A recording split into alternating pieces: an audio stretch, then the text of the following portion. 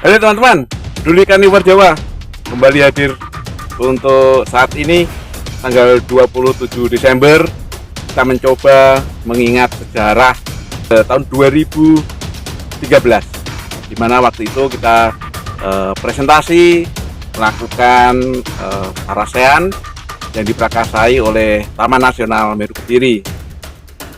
Kebetulan waktu itu ada saya, ada Mas Giri, Wahyu Giri Prasetyo, kemudian ada Pak Indra yang menyampaikan tentang bagaimana untuk harimau Jawa, baik menindaklanjuti risetnya, menindaklanjuti hasil-hasil temuan yang telah kita kumpulkan dari banyak lokasi dan tidak hanya di Meru Betiri saja.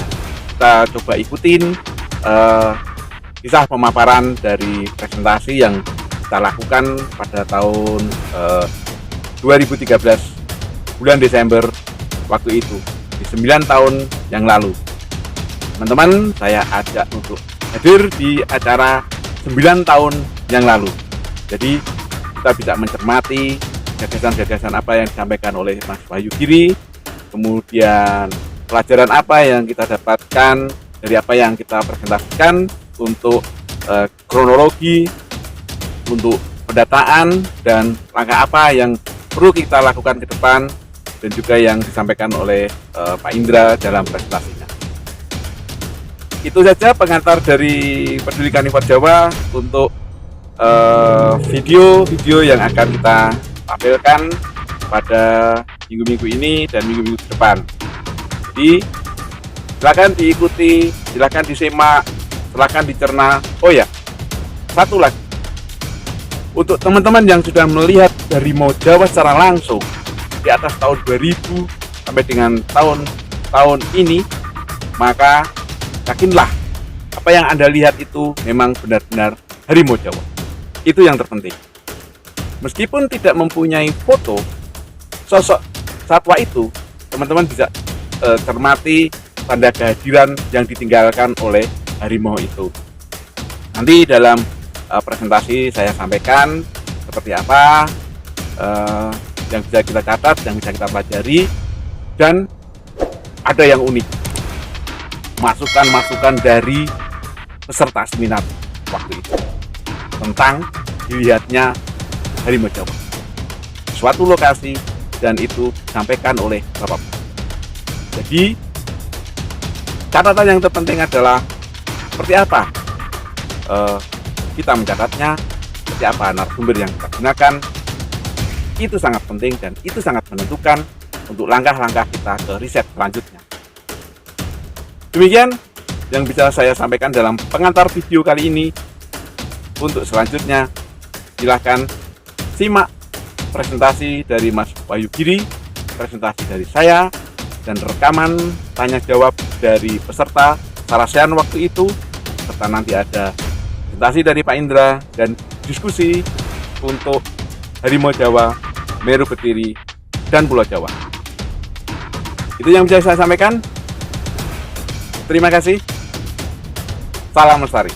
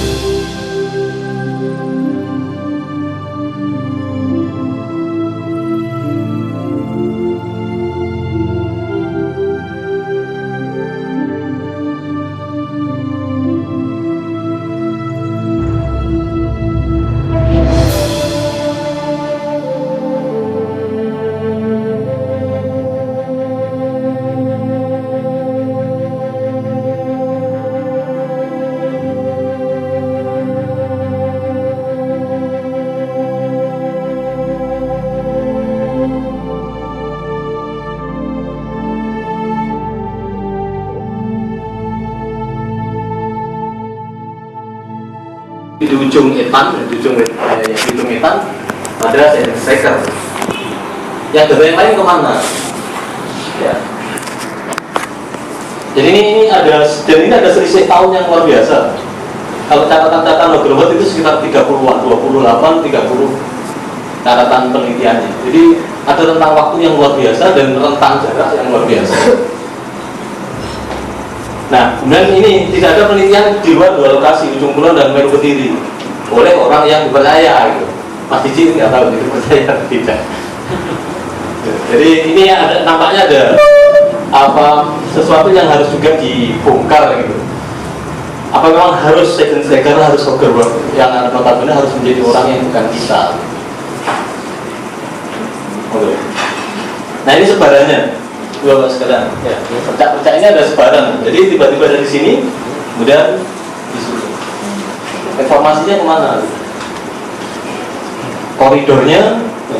Dan ini nanti saya harapkan Mas Didi akan menunjukkan data-data apa yang terjadi yang kita peroleh selama sampai tahun 2013 ini. Ya.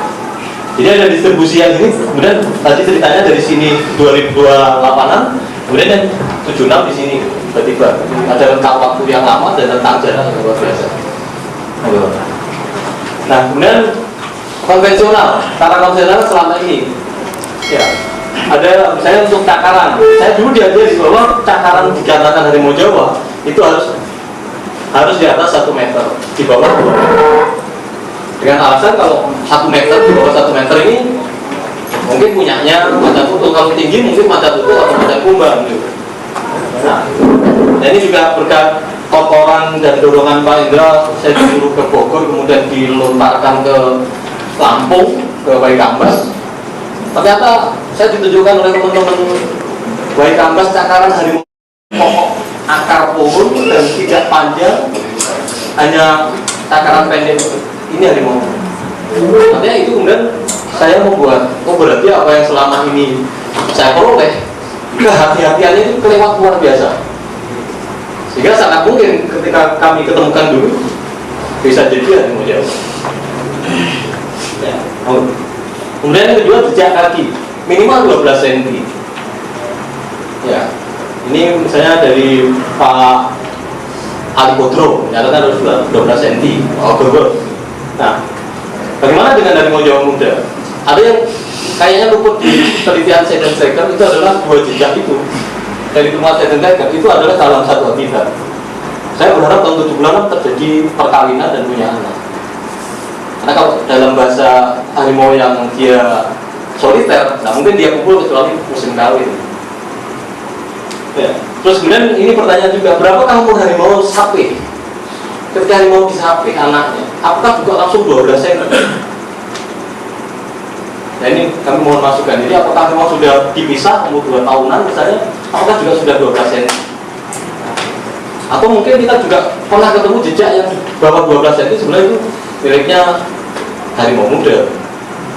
Jadi kita karena takut ini punyanya macan tutul, kita membuat data-data super harus sekian, sehingga mengabaikan data yang bagaimana ini kalau muda.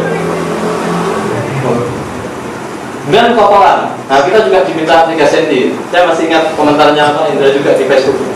Ini lagi tidak ketika ada, karena seringkali ketika kita ketemu jejak, kita masih bahwa ini macan tutul tua.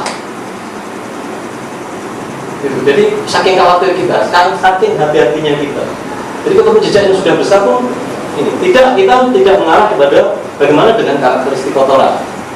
Hasil temuan 97 itu langsung kita ketemu, langsung diberi pembanding skripsinya teman IPB. Loh, data kotoran, jenis kotoran sama dengan yang ada di foto-foto skripsi ini. Nah, kemudian kita lihat skripsinya teman IPB itu ternyata dia sudah meletakkan posisi harimau Jawa sudah punah. Jadi apapun yang diketemukan kotoran itu langsung diklaim macan tutul, macan kumbang. Juga ada kemudian kenapa kok ada data yang mirip? Nah, apakah dasar pernyataan punah sekarang ini? Katanya kalau menyatakan punah adalah 2 kali umur rata-rata spesies. Harimau Jawa katanya harimau itu rata-rata 25 tahun. Kalau pakai ini sehingga mohon maaf, ini ada 2 kali umur rata-rata plus penelitian terus menerus, syaratnya begitu kan. Nah, tadi pertanyaan awal tadi, apakah ini sudah dilakukan? Nah, kalau kita menggunakan 30 ini punya Ogerberg, maka 1980 dinyatakan punah. Kalau buku lain yang tahun 38, Ogerberg 38, 1988. Kalau hitungan tahunnya boleh dinyatakan punah, tapi apakah ada penelitian terus menerus? Terus, nah, kalau kita menggunakan punya Seidenberger tahun 76 ditambah 50, 2026. Sekarang masih 2013, masih ada waktu 13 tahun. Tapi ini, bagaimana? Apakah ini sudah diri dengan penelitian terus menerus? Ya, tentunya kita pulang mencari teman gitu kan, nggak temu, tentunya tidak akan langsung kita nyatakan punah. Oh, Mas Didi, saya ke Tribun nih. Nggak ada, karena sedang di Jambi gitu. Ini kan ada penelitian terus menerus Mas. Nah, jadi ini alasan kami pernyataan punah itu terlalu dini. Monggo kita nanti akan diskusikan, mungkin kalau ada yang merasa tidak setuju monggo. Nah, sekarang saya coba ini, bagaimana temuan anak negeri tadi yang tidak dipercaya? Monggo. Foto Ogerberg tahun 38. Ini dinyatakan foto terakhir. Ini bukan foto terakhir, monggo Mas. Ini tahun 57. Ibu bapak sekarang foto ini sangat foto jurnalistik menurut saya. Karena mohon maaf di sebelah sini itu ada plat nomornya. P berapa lantai? Di sini. 30. Nah ini. Ini gambarnya harimau Jawa. Ini penembaknya. Ini Jember, tidak terlalu jauh dari kita. Tapi sampai ini juga foto ini tidak dinyatakan sebagai foto harimau terakhir. Masih punya Ogerberg. Kenapa? Gak yakin bahwa ini adalah harimau Jawa. Gak yakin bahwa ini di Jawa. Mungkin gitu. Kemudian di Cerme, ini temuan Mas Didi, perburuan Mas Didi tahun 61. Ini dibunuh 61. Ya, tunggu. Nah, penelitian. Nah, 90 IPA ada di pencinta alam melakukan, dan ini sangat-sangat murni, tidak ada tendensius gegeran apapun katanya ini. Ya, mulu. Kalau yang 97 saya katakan ini ada tendensius. Karena 97 kita mencari harimau Jawa lebih pada penyikapan atas rencana tambang di Meru Tinggi. Karena pada saat itu muncul KP kuasa pertambangan Kehakman yang itu nyaplok Meru Tinggi. Jadi ada 4 anak perusahaan Hakman, salah satunya itu masuk ke KP yang kalau dipetakan di Meru Tinggi masuk ke Sumberayu. Nah, kemudian kami melakukan, dan data kami peroleh adalah seperti ini. Dan kami menyadari karena ini ada tendensi perlawanan atas bahwa ini tambang muncul, kita meyakinkan orang bahwa Meru Tinggi masih dibutuhkan oleh harimau. Kembali ke sejarah bahwa Meru Tinggi cikal bakalnya adalah suatu marga satwa untuk harimau Jawa. Kita mencoba mengukur apakah harimau Jawa sudah nggak ada sehingga layak Meru Tinggi dikurangi luasnya. Jadi Taman Nasional Sukamadi. Ampun. Nah, ini datanya Pak. Jadi kami menemukan data seperti ini. Dan data ini kita seminarkan 2 kali. Yang satu di Jawa Timur, ada di Ubara, di Universitas Bayangkara. Kemudian tahun 88 di 98 di UGM, teman-teman Mataram Biodharma, itu skala nasional. Dan kemudian muncul nanti ada beberapa rekomendasi. Dan Pak Hendra adalah salah satu yang menerima mandat waktu itu, karena menjadi kepala balai, menjadi koordinator dan seterusnya. Ini ada data yang kita temukan. Ya. Jadi artinya 12 udah lebih. Kemudian ini Pak Hendra setengah tidak percaya kayaknya. Aku tenang Hendra. Tim kami diturunkan lagi ke Meru Tinggi. Masih 97, beda. Kalau tadi Agustus, ini November. Ternyata ketemu data lagi. Dan saya yakin bahwa Bapak di sini sebagai pelaku juga untuk nyari data ketemu ini. Ya. Nah, ini waktu seminar di Jogja. Ya. Ini beberapa bukti, jadi kami sampaikan bukti-buktinya. Saat itu Mas Didi kemudian menjadi tim pembela dan pencari fakta harimau Jawa. BPPFJ, karena ini ada pernyataan menang maka kita membuat perlawanan gitu. Dan semua data di-pool gitu. Sehingga itu dilakukan sosialisasi baik di Jogja maupun sampai ke nasional, ke LIPI, dengan ketemu Pak Buadi yang apa orang harimau-nya awal-awal LIPI gitu. Ini rekomendasinya mungkin nanti bisa di ini, tidak ada tahun berakhirnya rekomendasi. Ya. Yang jelas di sini Pak ada Pak Heru Basuki, Pak Suharjito, Pak Ronald Desen, Pak Tony, Pak Subianto, kemudian Prof. Pak Jasma. Yang rekomendasinya, monggo. Nah, kemudian itu tadi berkaitan dengan begini. Kemudian ini atas BKSDA sempat melakukan agak menarik waktu itu nyampe tahun 99 melakukan pemantauan harimau Jawa di luar kawasan, yaitu di Ijen, Suket, dan Raung. Dan datanya ada. Salah satu rambut adalah justru dari komplek itu. Ya. Nah, data-data kotoran rambut dan macam-macam Bapak Ibu sekalian itu telah mengantarkan menjadi 6 orang sarjana.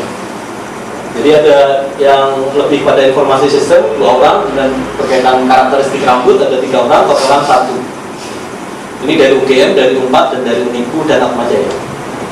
Jadi data yang kita temukan itu dipakai orang untuk diuji lagi dan itu menjadi sarana lulus. Tidak ada IPB.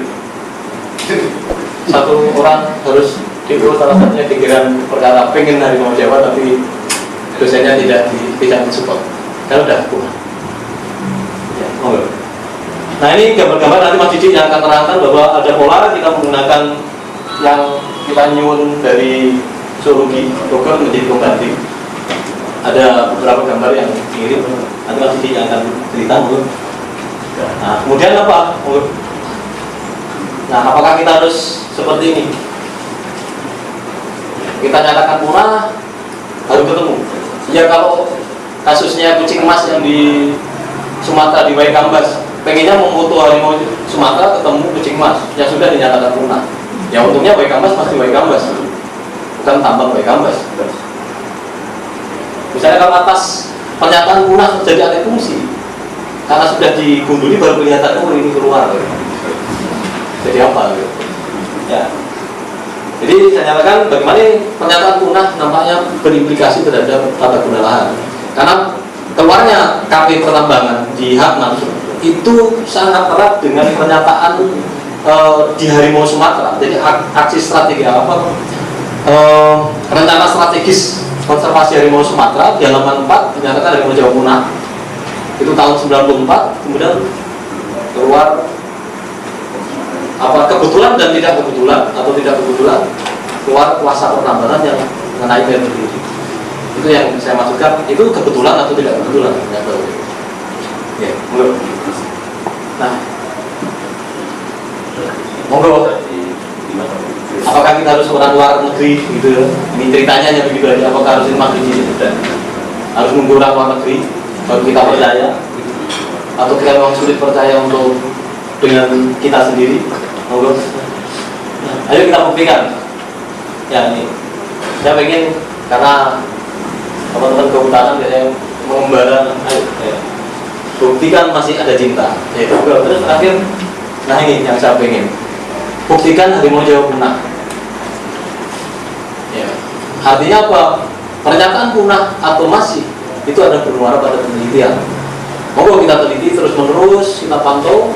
Ya kalau nanti nggak ketemu terus ya bolehlah maka dinyatakan. Tapi jangan tanpa melakukan penelitian kemudian dinyatakan punah. Sementara begitu. Terima kasih.